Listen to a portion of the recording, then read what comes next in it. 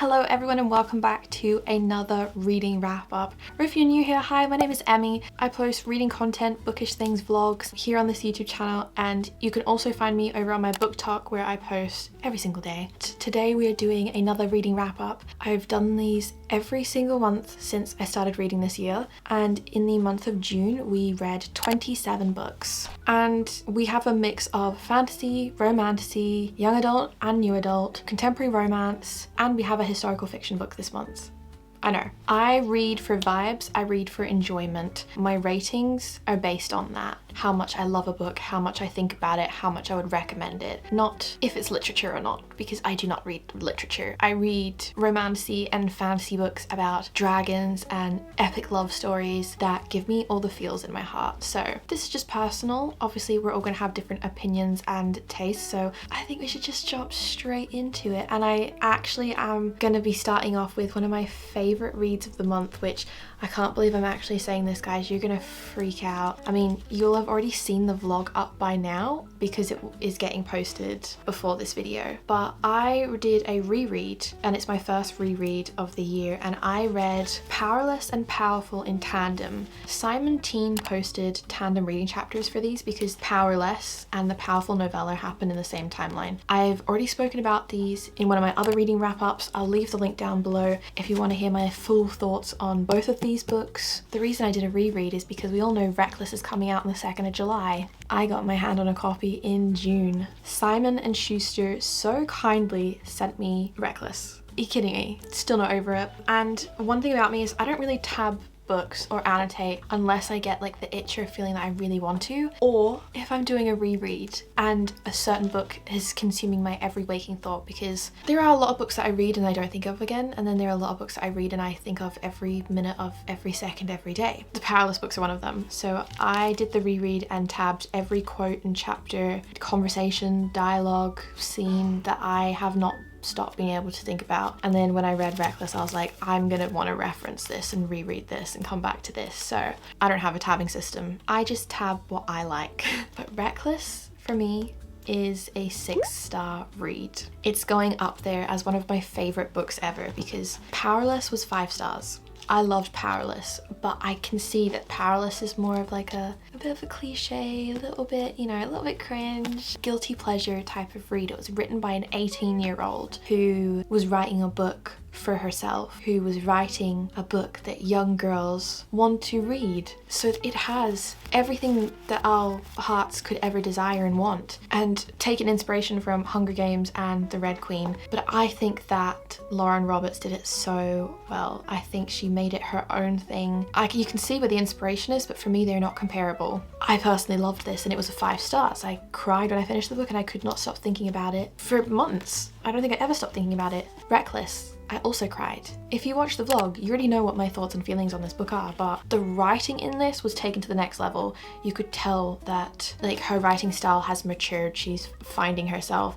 It's still beautiful, it still gives all those same Powerless vibes, but in an elevated way. The plot went from games and trials to fantasy journey, hunter and hunted, a cat and mouse game, and I wasn't sure how much of Kai and Peyton we'd get because of how this ends, but I was so happy. I got a lot of questions answered. I have even more questions now, and I just love this so much. I think if you didn't like Powerless or you weren't too big of a fan, or you know, wasn't your kind of thing, give Heartless a try, because Heartless was giving me more of a typical fantasy book, whereas this is giving like younger romantasy. This was giving like action and plot and drama, and still very heavily character focused. It's about these characters, their personal development, their relationship with one another, and you know, focuses on the two of them. But the subplot that was happening I thought was so fun and I really enjoyed. I can't wait for everyone else to read this so I can like properly talk about it with people. Well, they were the last 3 books I read, but we're talking about them first because I don't ever want to stop talking about them. Then I found my new favorite fantasy series. This is a dark romantasy, and it is The Book of Azrael by Amber V. Nicole. I read all 3 of the books in the Gods and Monsters series. I've seen this book on TikTok for months and I never picked it up. God, did I wish I picked it up sooner. It's one of those reads where you're like, oh,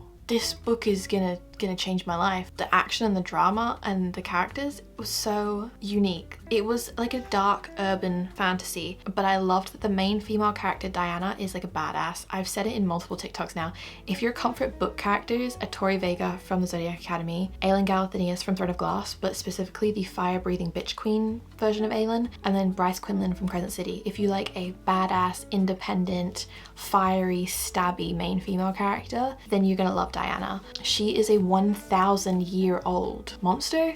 She was transformed into an immortal being. She's the main female heroine. She's almost a villain, and you get a darker edge with this. The main character, Sam Keel, he's good, but he's the world ender. You just have these beautiful mixes and blurred lines between good characters that are bad and bad characters that are good and good characters that are good and bad characters that are bad. And Amber V. Nicole writes her characters and her plots in a way that makes you hate the villains in one chapter, and then a few chapters later you're rooting for them. I loved it. Book 1 and book 2 for me were both 4.5 stars. I really enjoyed them, but I didn't have the immediate itch to pick up the next one, so I didn't read them back to back. I read like a book or two in between, but the third one was a 5 stars. And I think the world building, politics even, it's all so interesting and unique. I've not read another book like it, and I think I'm becoming like a darker fantasy girl. I think like reading that book, I was like, oh, I really love a darker fantasy. I think that's why I love The Plated Prisoner and The Zodiac Academy. Darker urban fantasies, I think, are my favorite fantasy books to read. Speaking of The Plated Prisoner, I read all of these books in reading vlogs. I'll also put the reading vlogs for all the books that I read this month down below. So if you want to see me read these books, they're all on my channel. I think almost everything I read, actually, I think everything I read was in a reading vlog. I read Gilded last month, and I described that almost as like a novella. It was just world building, introducing characters and the plot, but not too much really happened. And then I immediately went and ordered the rest of the books in the series. So I've read the next 3, books 2, 3, and 4. So book 2 was Glint, and I enjoyed this so much more than I thought I was going to. I feel like the book really started in this, and I know a lot of people say that Guild should be combined with this to be like one bigger book, and then it would have made the first book really good, which I agree, but I feel like the first book had a purpose. It was just setting up the story. So Glint was so much fun. I really enjoyed it, and it was a 4-star read for me. But then I read Gleam, and this was 5 stars. This is what I wanted when I had seen things about The Plated Prisoner in the reviews and people talking about it. I just thought this was perfect. It was action-packed. We got found family, enemies to lovers, betrayal, lots of drama, world building, politics. I just love Fae. The Fae in this though are more traditionally Fae. Less like fairies and more like gold-colored skin with the ribbons coming out of her back and ugly spikes protruding from a spine, and sort of gave me the similar Fae vibes to the Cruel Prince, because the Fae in there have like green skin and spikes and claws and hair and all that stuff. So I really enjoyed Gleam. And then I read Glow. I've got the next book, Gold, which I'm going to read hopefully in July. But Glow for me was a transitionary book. I feel like the way that Gleam ended and the big plot twists and action and drama and everything that happened, we knew that things were going to change in Glow, and it was like a recovery book. It was a transitionary period of the first sort of story has been told in this plot, so now we're gonna again world build and prepare and set things up for the next part of the story to come, or at least that's how it read to me. So this was a 3.75 because not much actually happened, but it was like introductions to new characters and new plot developments. I could kind of see where it's gonna go. I have one more book in that series to read, and then I'm up to date before the next release later on this year. Okay, another trilogy, because I'm just banging out series after series. We have the Twin Crowns trilogy. So we've got Twin Crowns, Curse Crowns, and then Burning Crowns. These are very YA, like young YA, very young YA. The whole time I was reading them, I was like, forgetting how young of a YA it was. So I'd be like, oh, the characters just said something, but like he's gonna stab her in the back, or they don't actually say what they mean. There's gonna be a betrayal or enemies to lovers. And it was like, nope, they mean what they say, because this is for 13-year-olds. but I really enjoyed it. I'm glad I read it. It was very, very easy to read, very whimsical and magical and enchanting. Ren was my favorite of the two main female characters. I just love more of a badass when it comes to a main female character. So this for me was a 3.5 stars. The second book was my least favorite in the trilogy, so it was a 3 stars. And then the final one was a 3.5 stars again. I did really enjoy it, and it probably would have been a 4 stars or a 3.75 if one of the main female characters ended up with the other love interest in sort of her love triangle, because I was rooting for the other ship, but that didn't happen. So I was a little bit disappointed with that, but it was fun. It was really, really fun. Continuing on with another book series, I read The Crown of Gilded Bones, which is book 3 in the Blood and Ash series. This was a 4 star for me. It probably would have been below a 4 stars if it wasn't for the end. The ending really made up a lot for me. It carried the book. Like, I really liked how it ended, and I think this next month book 4 is going to be one of the first ones I pick up because I want to know what happens next. But the main reason that I read this book is because I wanted to read the Flesh and Fire book 1, which is the prequel series for Blood and Ash. So A Shadow and the Ember is the first book, but there's a specific reading order that's recommended to read them in. After you read book 3 in Blood and Ash, it's recommended you go into book 1 of the prequel series. I just have to say, I get it. Like, the way that this ended and referenced the history and the characters that you then get here, it was so satisfying. Like, reading this and going, oh, okay, we're getting introduced to more world building and history and the lore, and then you go into this and you go, we're getting the lore. Yeah, so good. But I just felt like this was more edited, concise. Like, Blood and Ash has a lot of overly descriptive language, and some of the chapters can drag because you're having the same conversation and dialogue over and over again. But this for me was just like the best parts of Blood and Ash taken with like new characters in sort of a more interesting story, but it's connected. So yeah, I love this. This was 5 stars for me. And I'm gonna be reading the next book in Blood and Ash so then I can get to the next book in Flesh and Fire. I also read Fall of Ruin and Wrath, which is another Jennifer L. Armentrout book. This, I believe, we're gonna be getting another book in this series, but she's focusing on finishing up her other book series before she does that. This, I'd say, was a lot more edited than Blood and Ash, so if you don't like Blood and Ash or think it's overly descriptive or not edited enough for you to read it, then give this book a try. I would say it's adult and it is spicy. There are spicy scenes, but I really enjoyed the main female character. It was a different dynamic and type of character than I have read before, so I really enjoyed that. Yeah, a lot of mystery and darkness and intrigue. I read A Dawn of Onyx. For me, this, I kept forgetting, was an adult fantasy book because it kept reading like a YA book, and I don't know why. Like, some parts of it just felt quite young. I don't know if that's to do with like the character's age and the way that they were talking with one another, because then when like spicy scenes came, which there weren't that many, but there was some like graphic new adult things brought up once or twice, and I was like, whoa, that's a bit much for a YA. But then in my head I'd go, wait, no, it's not a YA. So I don't know if that's what sort of threw me off a little bit there, but this was a 3.75 for me. Then I read A Liar's Twisted Tongue. I actually found this book on TikTok because I thought the audio that was used was Powerless. I don't know if it's the audiobook version or just an edit, but it sounds like the same voice actor who voices Kai in the Powerless audiobook. So I heard that and I was like, wait, I've not heard that quote from Powerless, and it wasn't. It was A Liar's Twisted Tongue. So I thought, oh, if that's sort of giving similar vibes, I'll check it out. That quote was pretty much the only thing. I don't know. I don't like to talk negatively too much about books I don't like, especially if they are indie books, because I don't want to stop anyone else from going and reading them. Personally, this was not a very good read for me. I really struggled. It started to slump me out. Honestly, so many times thought I was going to DNF it, but I'm not someone who DNFs books, so even thinking I'm going to DNF a book is a lot for me. I'm just a connoisseur of vibes. I just read books that I like and enjoy the vibe of and enjoy reading, and as long as the writing is not bad enough for me to notice, then I'm probably going to have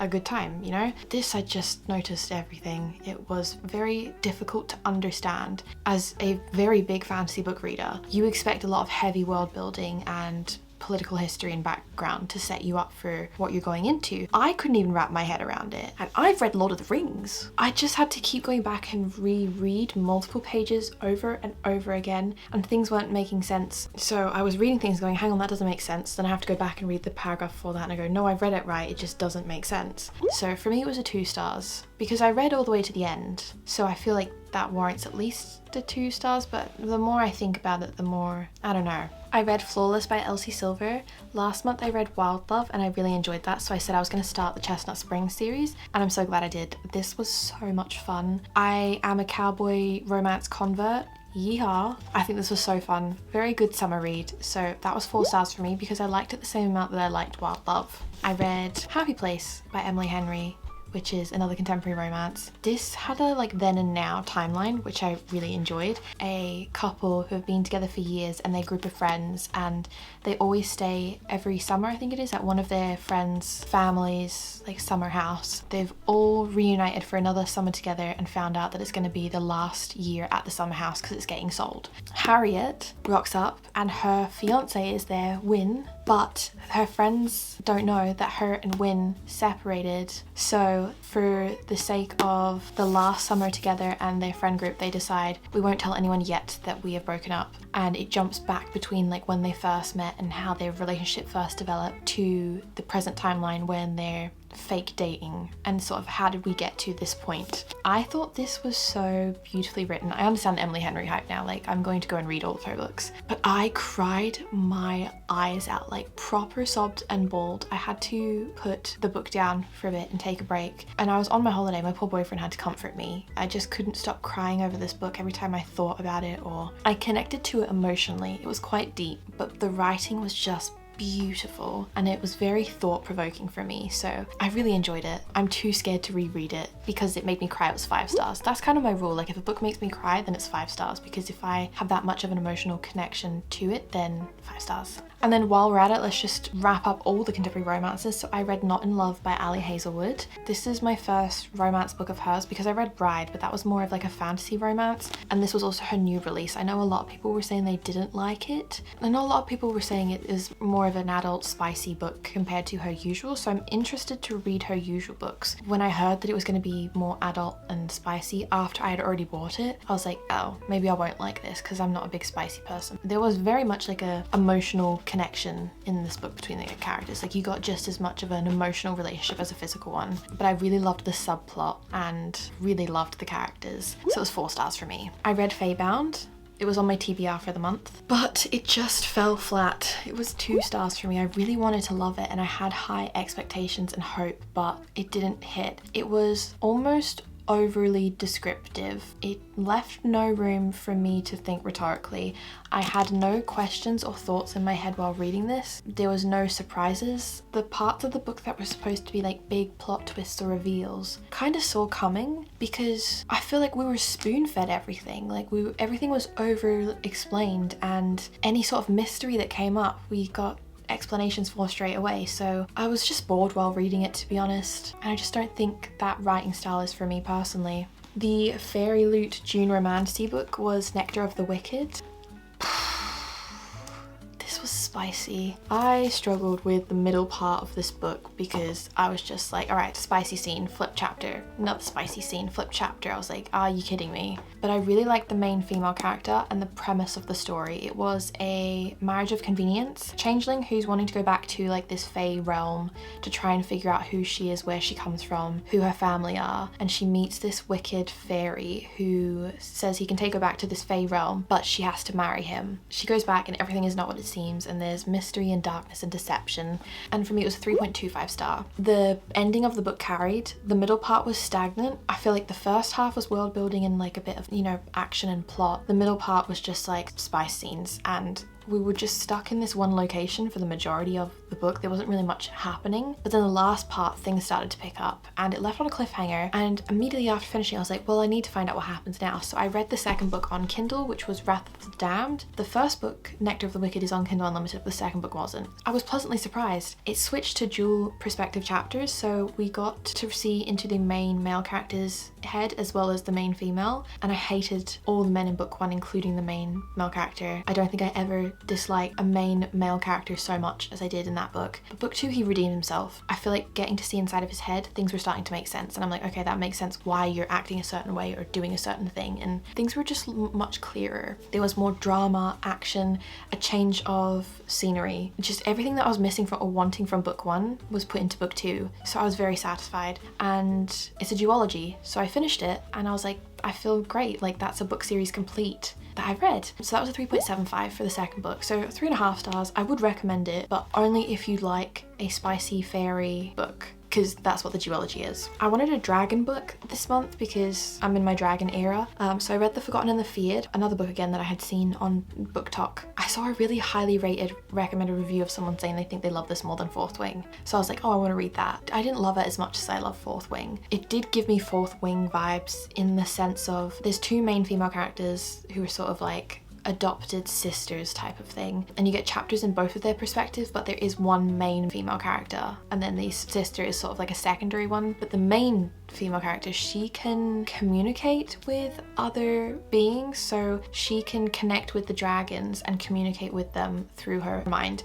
sort of in the same way that the dragon riders can communicate with their dragons in Fourth Wing, but this main female character can do it with all the dragons in the book, and only she can. So there was chapters in the perspective of the dragons and dialogue between dragons and the main characters, so I really enjoyed that element. The second main female character had a sapphic love story. There was like a few different characters who were sort of main players in this story. It was quite interesting. It was giving like Hunger Games at some times because it was fantasy trials but with dragons, and I did cry for the dragons at some point because I'm an empath and some of it was quite sad. But this is more of a dark fantasy. I think it's described as like a grim dark fantasy, which I had not heard of before. I had to look that up. But the ending of the book, I've never been so unsatisfied with the ending of a book before. The way that the book ended and then sets up for book 2, I understand. I just don't think I have any interest in reading book 2 because of the way that the story went and that direction that it's going in. I don't know if I will continue reading it. So for me, it was a 3.25.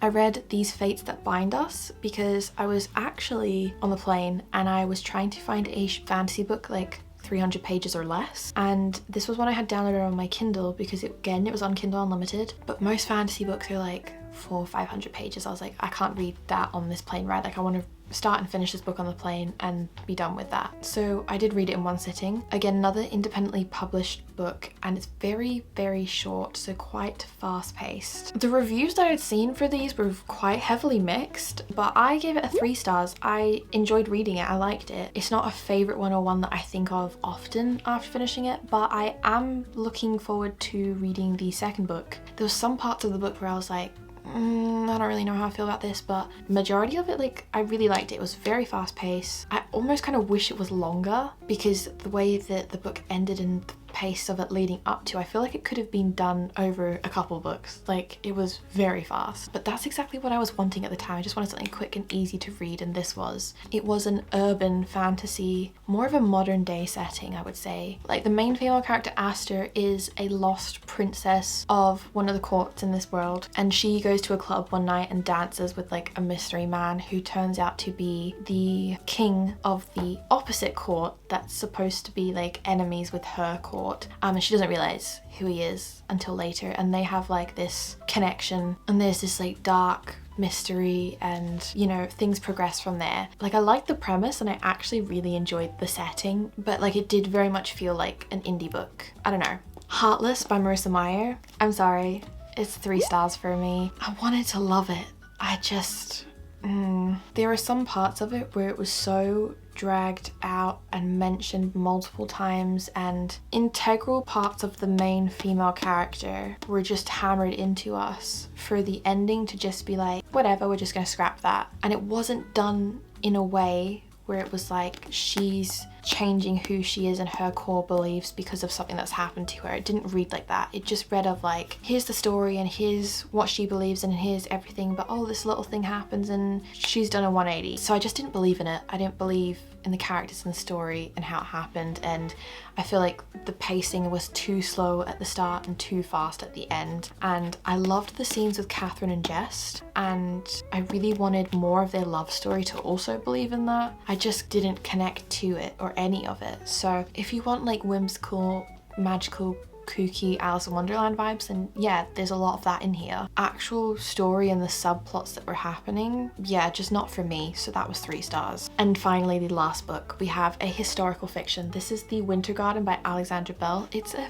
historical fiction fantasy, so it's set in England in 1836, but there is magic in this world. There are magical gardens in this, and some type of competition of who can create the best magical garden. This was very much giving, at some points, just like a slice of life, and here are poetic quotes about life and friendship and relationship, but the way that the book's read was like, here are these 2 characters and their stories sort of start together and then go separate and then come back, and that's it. I've not read much historical fictions, so I don't have much to compare it to when it comes to historical fictions, if that's how they typically are, but I was just wanting a little bit more. But the writing in this was beautiful. I gave it a 3 stars. I kept taking photos and quoting, highlighting quotes because it was written so nice. I thought I'd love it more. I think that's what I'm feeling about it, but I'm glad I read it, and it is a very beautiful book. And that is everything that I read in the month of June. I need to go sit in silence now for a bit because I have been talking for way too long, but I hope you guys enjoyed this video. If you've read any of these books, let me know in the comments below which one was your favorite. Don't forget to subscribe if you haven't already, and I'll see you guys in the next one.